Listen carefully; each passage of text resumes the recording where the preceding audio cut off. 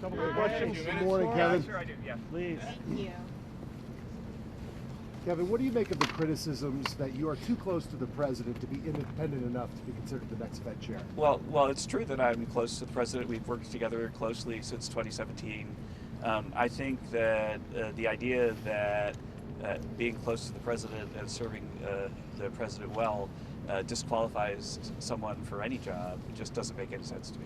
How concerned are you the unemployment rate keeps rising? Well, the other thing that rose was labor force participation. And I think that right now, I think for those two things to happen, probably what's going on is the 250,000 federal government workers who took the buyout are staying in the labor force and looking for work. And so we saw a big reduction, about 250,000 in federal employment.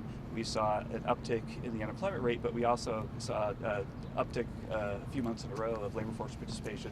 So I think those government workers are out there looking for jobs. And there's an academic literature that suggests that they'll be very successful at it because government workers tend to be very well qualified when they hit the private sector. So not worried? Do you think it'll come down? Excuse me? You're not worried then about the unemployment Oh, I rate? think it should come down, yeah, as they're searching for new jobs. Yeah. Given the delay in all of these labor numbers, how much stock should we put in any of them?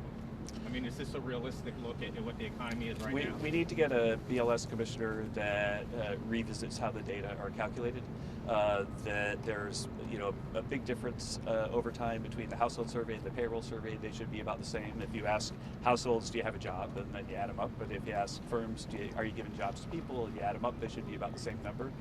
And during the Biden administration, they diverged by more than 2 million people over that time. And so, these are the best numbers we have. They're the ones we have to go on, but we also should look at everything else that we're seeing. And so for me, one of the things that I think is strong is we're very good at measuring output and income. And GDP right now is a little bit below 4%, second quarter in a row. When output is that high, then normally job growth is really solid. And so it'd be very unusual for job growth not to keep up with GDP in the long run once we see the revisions. But are these numbers accurate given there was such a delay with the government shutdown and how they were reported? Yeah, I think that the surveys were done according to their normal procedures. Yes.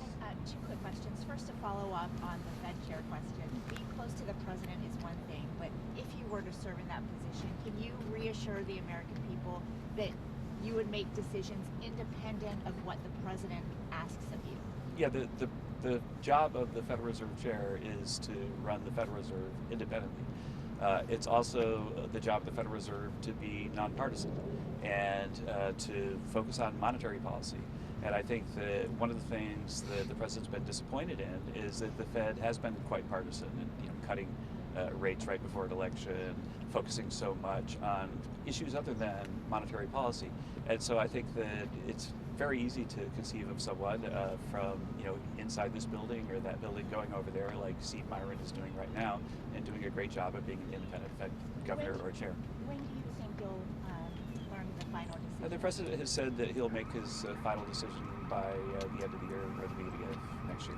Where do you think interest rates will go from here? Do you think how much lower do you think they should be? Well, because we've got such a huge increase in supply, which we're seeing, there's a capital spending boom. We've got groundbreakings for factories all over the country. We've got plans to increase power generation that's unlike anything I've ever seen, like maybe in the next 5 years, getting as much new power online as we've done over the last 20 or 30 years. And so all of that stuff is really positive for what's going to happen for the future for growth. Another question on jobs. Some analysts have been saying that the country is de facto in a job recession since it only added 100,000 jobs over the last 6 months. What's your comment on that? Right, well, the thing is that we've, for this year, added about 700,000 private sector jobs and reduced about 250,000 federal government worker jobs, which is part of the strategy that the president has to reduce the runaway deficit. And so the deficit this year is looking like it's going to be $600 billion lower than it was last year, which would give you about $7 trillion, $8 trillion in savings over a 10-year period if it were to stay like that. And so that's really, really good for the long-run health of the economy. And the job number has stayed strong even though we're being really fiscally tight by reducing the deficit so much. And that's a sign of the success of the whole portfolio of policies. I think I have time for one more question. So Kevin, wait, we're seeing construction jobs now. Yeah. When does that become manufacturing jobs because we have another loss? Well, they have to finish the building. Right. So But, yeah. when do you think? What's the time frame? 6 months? Yeah, Maybe? 6 months. You something think like first, that. second quarter? Yeah. You'll that's start to about see the right. manufacturing jobs sort of kick That's up? about what it should be, yeah. Thanks. Okay, thank you guys. Thank you, Mr. Hassett. When are you aiming to get those stimulus checks?